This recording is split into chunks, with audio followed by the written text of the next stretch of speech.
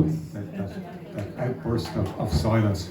And thank you to the people at the door who, if the people downstairs are making too much noise, seem to give them some kind of an angry gesture. It's working superbly well. When Niall and myself were organising this, we thought, like, who doesn't get included in the story of Irish independent music, of Irish rock, of Irish creativity, and we thought that the Stranglers are one of these bands who are very important but are very under documented. So we were delighted when I didn't even know you lived in Ireland, to be honest. So I was delighted when I got a positive saying, would you be on a panel? So Peter, I guess because you've come into Irish culture in a number of different ways at a number of different moments in history, like where was music when you were growing up? You know what? Music was nowhere when I was growing up because there was nobody in my family was musical. And none of my aunties or uncles or cousins played music. I was the only one. But thanks to my brother got a guitar, a very cheap guitar, when he was about 18. And at the time I was 17. And like everything my brother did, he lasted 5 weeks with something and then just threw it there. So I got to pick this guitar up, and because I'm left-handed, I had to turn to get the strings around the opposite direction. And of course the thing was never totally in tune. But I was banging away at this guitar, and I figured, but there must be some kind of structure or some kind of theory behind this to make it sound better. So I was working in town, and one day I went into McCullough Piggott's music store, and I opened one of the books, and there was a picture of a D chord, where to put the fingers. So the book was like a fiver, and I had got a fiver.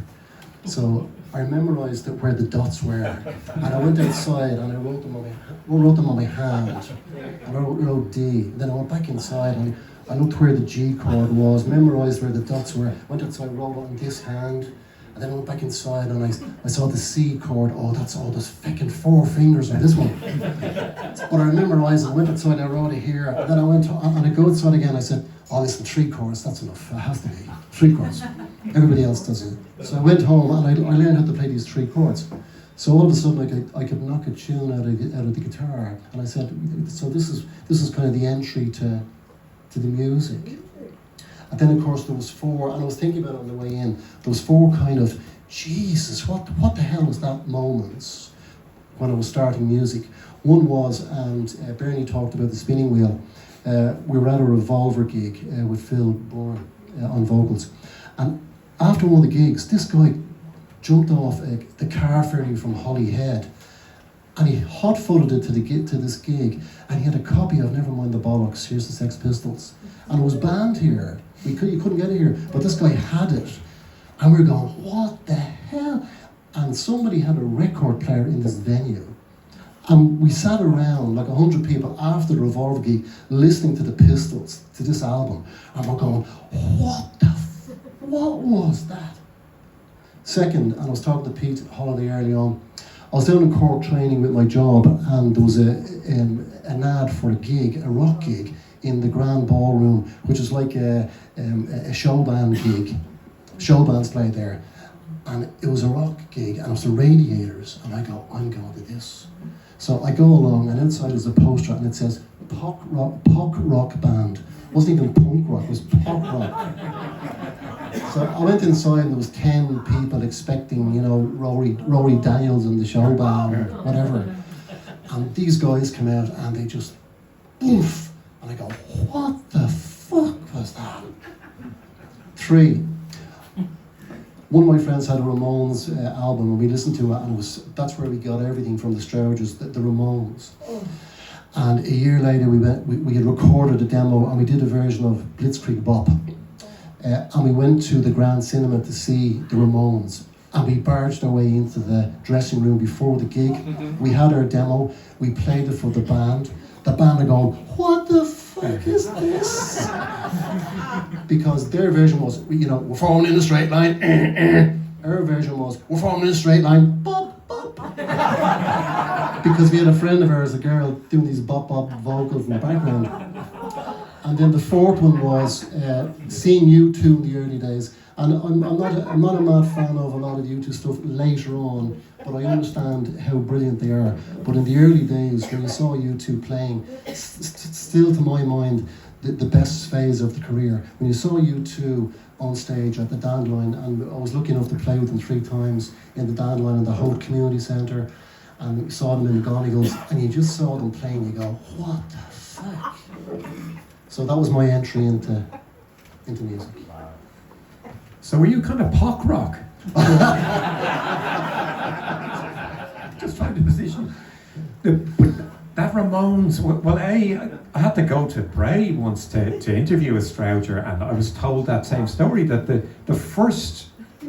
launch party for the Sex Pistols' Nevermind the Bollocks album was a lad playing it on a record player and 100 other lads sitting around listening to the record player. You know, punk didn't hit Ireland the way it hit any small city or village in England, for example.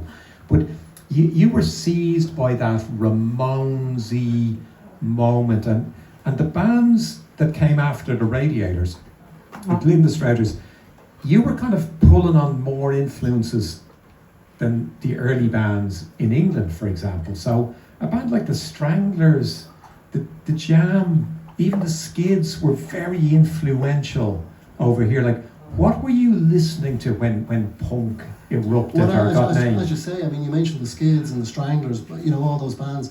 I remember seeing a famous poster in the NME. It was a full-page ad, and it said, the Damned play 2 chords, the Adverts play 1 chord, hear all 3 down the Camden Market, and whatever the gig was. And we're going, what the hell, you know? So we were listening to the Damned, the Jam, all these bands, the Skids, and then of course we had the Radiators here, we had Boomtown Rats here, we had the Vipers here, we had Revolver here, and the list goes on and on and on. Paul is here from the Fabulous Fabrics, for example. Bands and bands and bands, they were all over the place. We played with the Blades, you know, all these huge. So we had our own bands to draw on also. So we were very lucky. And Irish people, as you know, we always punch above our weight, and we always did well no matter where. And we always had a better knack of writing a 3-minute song compared to a lot of other people. So our ethos here in Ireland was always, write a 3-minute song, don't bore us, get to the chorus. So we're always good at doing that, and we still do that. And, you know, what did it feel like, the Straugers in rehearsal, writing? Something was going on up the road in the north, and we ignored it. Like, we tried to pretend that it wasn't happening. And you were one of the very few bands that engaged with the situation up there. Like, we did a bit. We weren't a political band by any stretch of the imagination. But our lead singer Bitsy was always he was very knowledgeable about what was going on in Northern Ireland. And he wrote a song called 10 Years It's Enough. And at that stage, there'd been 10 years of violence. But of course, it obviously went on for years and years more after that. But he had the wherewithal to write the song 10 Years It's Enough. And it was, you know, a lot of our fans didn't understand there was a kind of political angle to it. They just thought it was a good song. But then other commentators understood we were making a comment. And people in the press soon understand that the Straugers, and we had only a very small part, but other bands were also capable of making statements through their music, and putting their opinions there. So the music was used as a vehicle for that kind of stuff as well, you know. Yeah, at some stage we want to do another panel of the Straugers to go deeply into the story, but the Straugers end. You never released vinyl. You did some demo tapes that were played pretty got decent airplay on the pirate radio stations. I mean, Pat James played us to death. You know, Dave Fanning on the legalised 2FM played us as well. But there's so many. Roddy Clear down in Waterford. You know, like they all played local stuff and supported us, and still do. You know, these people. But you didn't decide, okay, I've tried the band thing, it didn't, it's over. You then went into Dance Line, which went on even longer than the Straugers. So what was your idea going into that? it was kind of this thing that, you know, the Stranglers were never famous. We were on TV once or twice, we were in the papers once or twice. We never released a record. We had 3 demos that were well received. We were offered a couple of contracts that didn't work out. But we just saw how difficult it was to get gigs, to get anywhere, to know people, to do things. So it was that kind of background in my mind that, well, I know a bit about this, maybe I can help some other bands get on the first level. Whether that's a gig or record a demo or know Dave Freely down in Eamon Andrews' studio, for example. There's Dave's number. Maybe he'll give you a few down hours in the studio. And something like this. So that kind of germ came about. And then, of course, my good friend of 40 years, Steady Eddie Joyce, he worked for Hot Press at the time. He always saw me writing to Hot Press. And loads of people thought I wrote for Hot Press, but I didn't, because I just wrote, you know, readers' letters to Hot Press, and everybody just thought I wrote for Hot Press. But he contacted me one day and said, maybe we should run some gigs, Pete, because you sound like you have the same idea as I do. And then we start running gigs for Montage and Lloyd Big Fire, Something Happens, Aslan. When we had Aslan playing, normally there was like 300 people in the venue, but when Aslan played there was 600. So it wasn't enough for me and Eddie to be on the door. We had to get our 2 wives down to stand on the door, because when we said the doors are open, this deluge of people would come and have £2 notes in their hand, and they would just throw it at the desk, trying to get into the venue. And, you know, talk about sweat coming from the ceiling. So every time Aslan played, there was a huge crowd. Same for another band from things called the D11 Runners. They just had a phenomenal local following. Sharkbait, Dave Finnegan's Sharkbait, same thing. Just some of these bands had huge followings. So it was a great appetite for local gigs and seeing bands. So that's, you know, how the Dance Line thing started. And then we naturally migrated into Dance Line Records and Dance Line Music Publishing to release bands, their first single, get it out to Dave Fanning, get it to Larry Gogan, get it to Barry Lang, all these DJs, you know, and they all garnered a bit of support. So it helped some of these bands get on the first level. So that was the kind of the genesis of it. And the venue, how did you get the venue for Dance Line? The venue, Eddie worked for the civil service, so they had a social club, the Revenue Social Club in North Great Georgia Street. And they, foolishly maybe, they let us run rock gigs in this kind of austere establishment. And unfortunately, we were running quite successfully for maybe 2 years, and unfortunately there was an incident where Senator David Norris, who lived next door, he claimed that people were pissing on his door at ungodly hours of the morning, and they were coming from our club, which may or may not have been true, I don't know. But we had to move then around the corner to the Belvedere Hotel. But so we started running the gigs in the Revenue Commissioner's Social Club. Right, and I remember a fantastic gig, Paranoid Visions and the Pleasure Cell, and there were 300 or 400 people there. Mm-hmm. Niall and myself were working on the publicity, and we went down some dodgy, like I think Stony Batter. Someone had a photocopier in their house, and you could go in and photocopy flyers. And it was really cheap. I don't know where they got the photocopier from. And we had so many flyers, we thought we can't give them out. So we thought we still have a fiver left. So there was a bookies. Like, we're not gamblers. But there was a bookies very close there. And we thought, we don't know anything about dogs. And there was a dog called Diver the Punk was running in a dog race against other dogs. And we thought, like, if it wins, we could do posters. So if you didn't see posters, it's because Diver the Punk clearly wasn't a great dog. He might even have been a dog. But that venue was pivotal, because it was like somewhere you'd go and do an exam, or you'd be interrogated. And it, you know, it was out of the way. So it wasn't like going to the Bagged Inn, which felt you had to have reached a level, and you had to have a load of people who drank 6 pints of Smithwick's or Baby Sham, or you would never play there again. And it was small, you know, it was bigger than the underground. So it played a key role. Like, what was the average day like for people who promoted the gigs there? Like, how did you set it up? I mean, myself and Eddie were the promoters, and, you know, I worked for Aircom, which was the Department of Post and Telegraphs at that stage.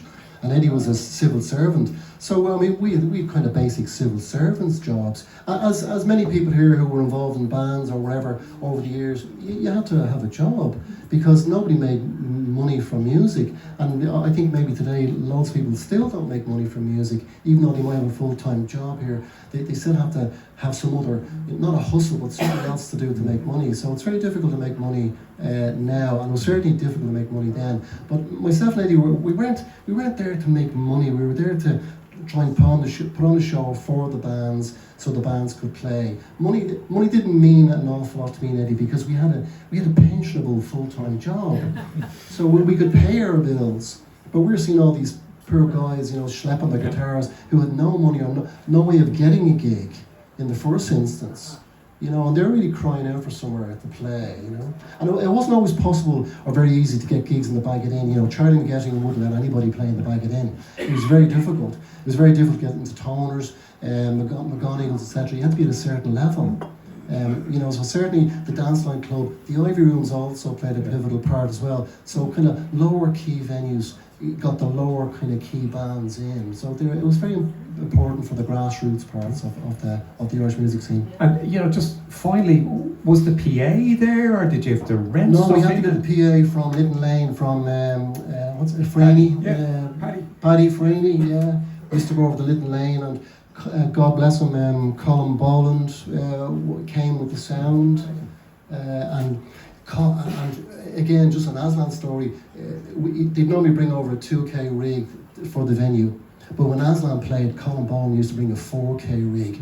He'd go into the back of the venue, disconnect the mains electricity where the physical cables were coming in off the street, and punch this thing in. Those sparks everywhere, like totally non-health and safety. You could see this thing vibrating on the wall during the gig with the amount of juice that was coming out of it to power the speakers. Wow. The next time we're doing a talk, the PA will be supplied by the Strangers. Thank you to everyone for being here. I think this was a fantastic night. So thanks for being here.